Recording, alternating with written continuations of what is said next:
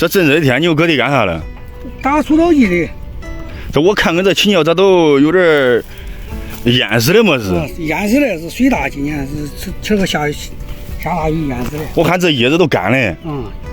但你像这种的话，它还能活不能活了？不能活了，淹死了活了，活不了了。那你说这青椒长不红嘞？它晒的不一定晒红了，这都粗播了，都不种了。那个大概的话，今年种多少亩青椒啊？我种20-30亩的。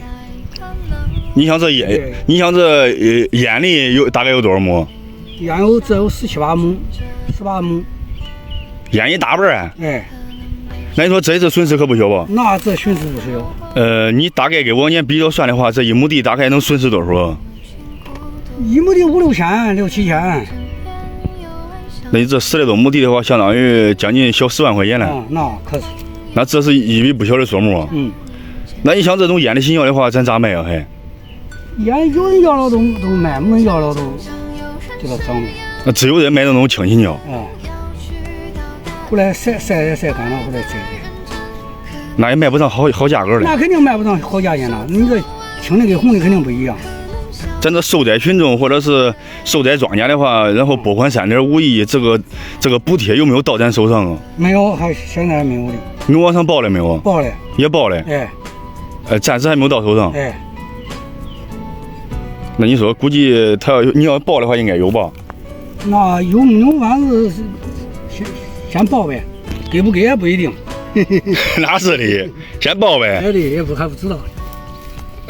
今年青椒受灾这严重，那你明年还种不种了？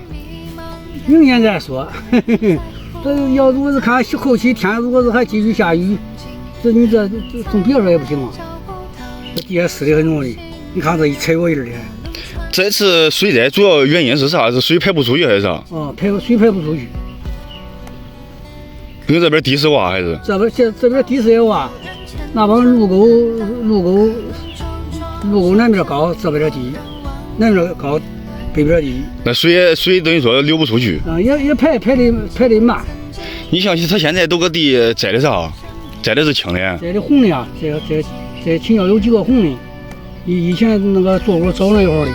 有几个红的。先把那些红的赶紧摘了。对，你不摘掉，再晒的都红的也没有，都白皮的。那是的。还能挽回一点损失，对吧？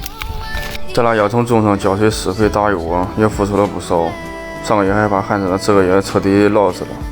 这农民种的地也不容易，所以说大家有需要这种青青椒的或者腌菜用的话，到时候跟我联系，这边大概有10来多亩，量绝对是够的。